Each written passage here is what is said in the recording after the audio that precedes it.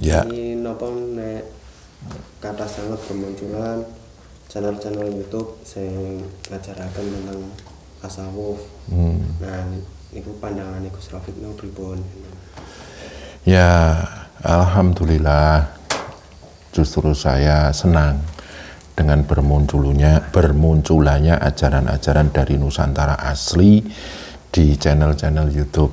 Karena itu menunjukkan bahwa karakteristik keilmuan Nusantara zaman dulu itu sudah mulai bebas bermunculan, dan ini perlu kita apresiasi kemunculan mereka. Dan itu kalau kita hubungkan dengan tasawuf kan berisi dengan tarekat, hakikat, dan makrifat. Jadi ini Nusantara ini sudah memunculkan bagaimana macam-macam dan warna-warna orang-orang zaman dulu memperjalankan jiwanya menuju Tuhannya dengan karakteristiknya masing-masing. Ada yang dari kejawen, dari kejawan kahuripan, dari para penghayat, terus dari praktisi supranatural.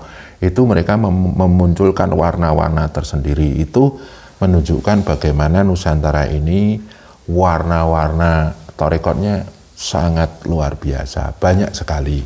Dan itu sekali lagi perlu kita apresiasi, kayak gitu Mas.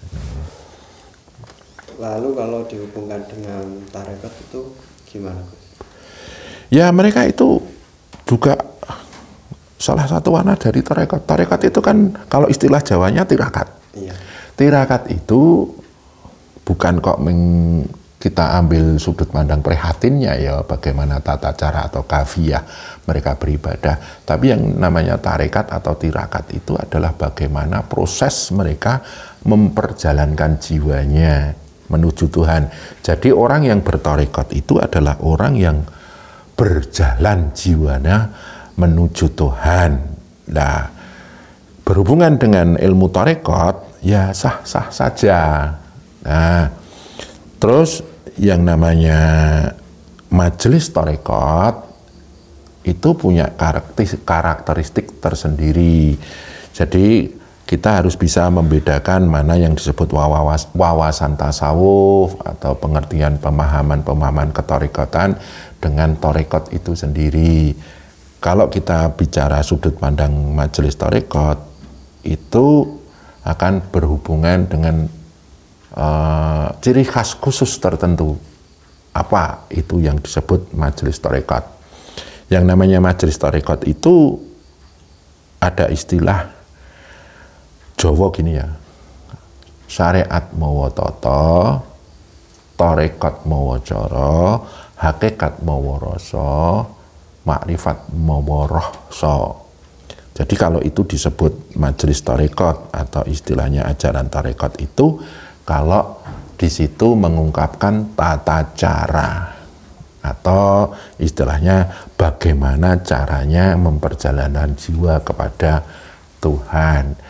Kalau belum ada tata cara, itu masih disebut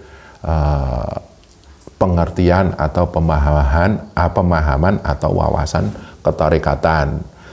Itu yang namanya majelis tarekat itu tidak hanya berisi satu filsafat ketuhanan, filsafat agama, filsafat istilahnya ketauhidan.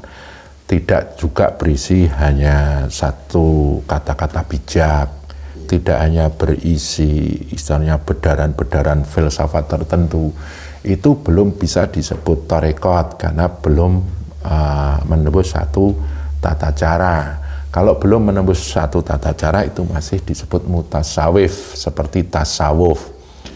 Jadi yang namanya tasawuf atau tarekat itu di sana mengandung satu tata cara. Seseorang itu mempunyai kemampuan membedar satu tata cara memperjalankan jiwanya kepada Allah. Tapi bukan berarti orang-orang yang muncul di YouTube itu mereka bukan istilahnya ahli tirakat atau memperjalankan jiwanya kepada Allah. Mungkin tata cara itu mereka simpan Jadi yang mereka ungkapkan cuma wawasan dan pengertiannya saja. Jadi kalau masnya ingin ikut tarekat, itu harus dipandang dulu. Apakah ini benar-benar majelis tarekat, ataukah ini baru majelis wawasan tarekat. Seperti itu.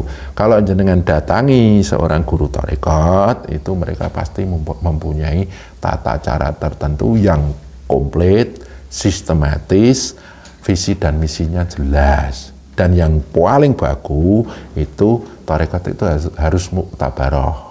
Jadi silsilahnya itu sampai kepada Nabiullah Muhammad SAW. Itu baru sah disebut majelis tarekat. Kalau panjenengan ingin masuk majelis tarekat, ya perlu sampai mendengarkan wawasan-wawasan tarekat itu untuk menjadi satu bahan pertimbangan, bahan untuk diangan-angan, bahan untuk istilahnya dibuat untuk mengantarkan kemantapan panjenengan untuk bertarekat.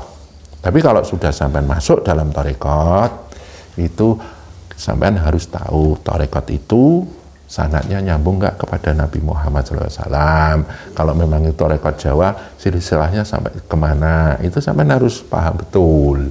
Kalau nggak kayak gitu nanti jangan-jangan sampai hanya mendapatkan ilmu-ilmu yang sifatnya mutasawif terus dengan jalankan. Nah itu bagus juga untuk menenteramkan dan menenangkan jiwa, tidak apa-apa. Tapi kalau untuk memperjalankan jiwa kepada Allah, itu perlu dilihat juga bagaimana kafiyah tata caranya dan sanad-sanad ilmunya gitu loh, Mas. Tanglet malah Gus. Ya. Niki hubungan antara tarekat dengan supranatural itu gimana?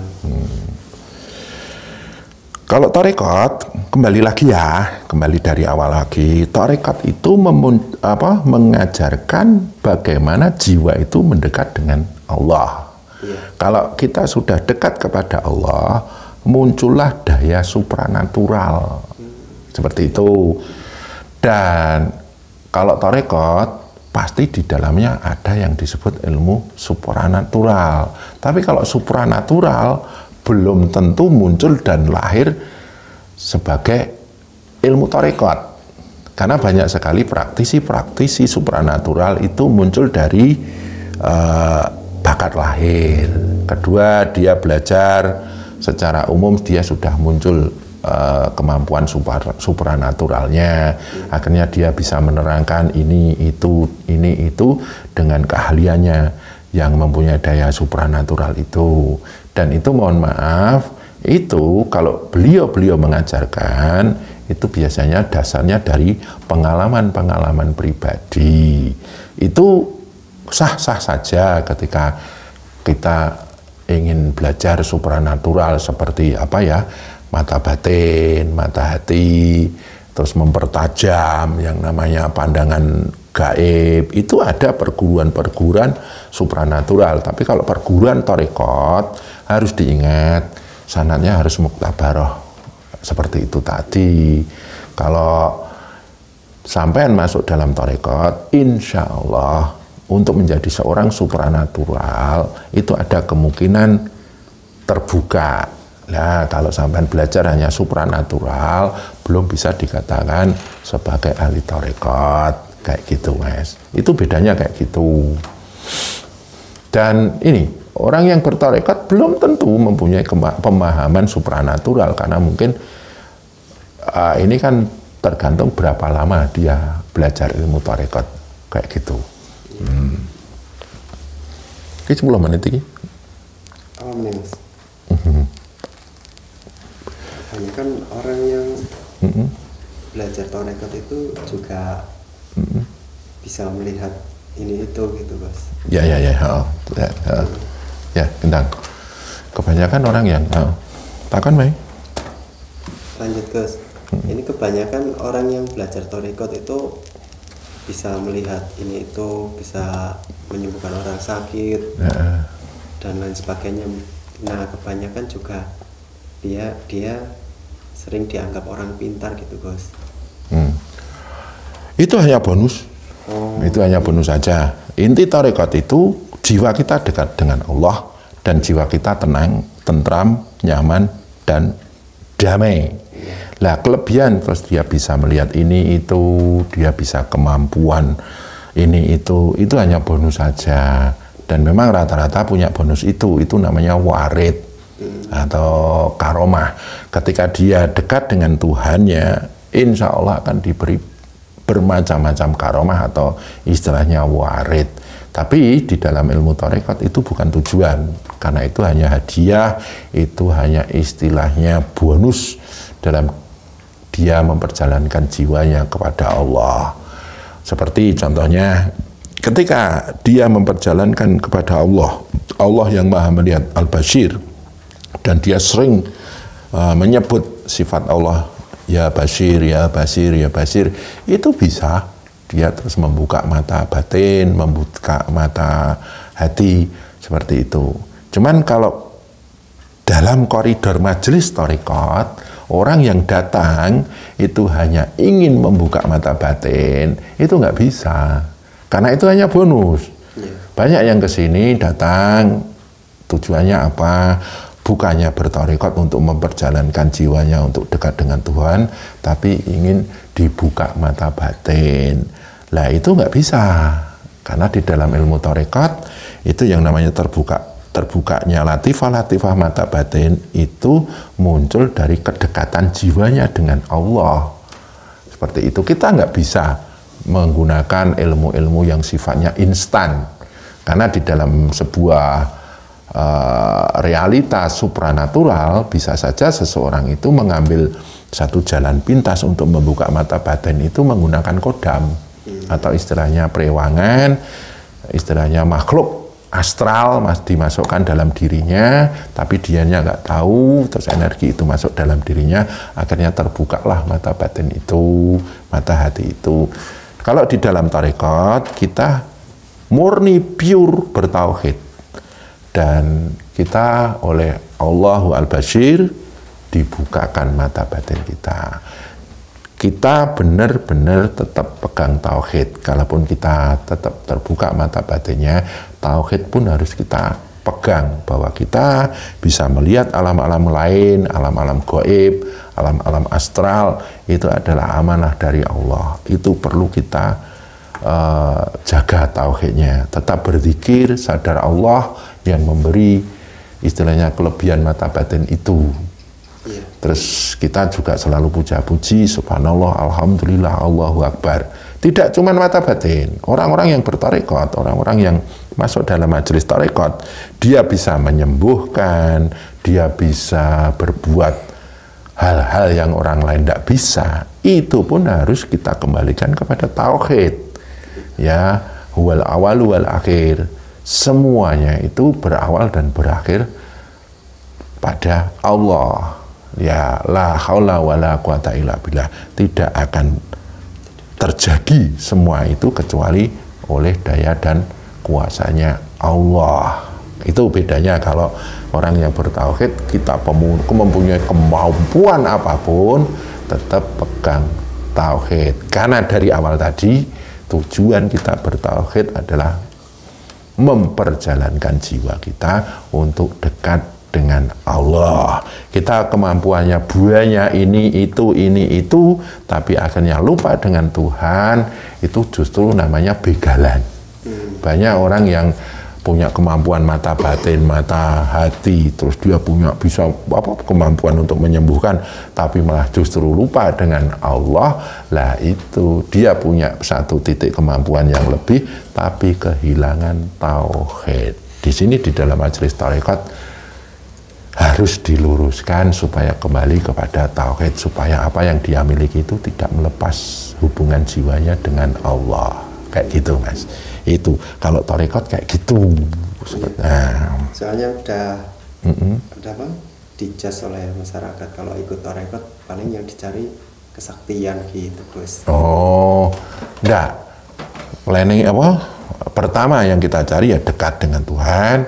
Kita suka berzikir, tenang jiwa, terus tentram, nyaman, damai, dan dengan energi ketenangan tersebut kita bisa lebih leluasa menata kehidupan dunia, dan akhirat, dan kita dalam proses menjalani hidup dan kehidupan di dunia ini, dalam setiap waktu berjalan itu kita semakin dekat dengan Allah, dan nanti di titik terakhir saat kita harus meninggalkan dunia itu, kita di titik terdekat dengan Allah. Dan di situ supaya nanti kita ketika mengalami satu jalan kematian itu benar-benar sebagai pintu gerbang bertemu Allah yang menciptakan kita. Jangan sampai nanti kita menjadi orang yang mempunyai kelebihan ini itu, malah justru sulit dalam kematiannya. Terjadilah satu sakaratul maut, istilahnya mabuk kematian, karena dulu ketika hidup kita mabuk kelebihan, kita mabuk hal-hal yang kita punyai, kita mabuk dengan kehebatan kita mabuk dengan apa yang kita bisa ketika menjalani hal-hal yang bersifat supranatural tersebut.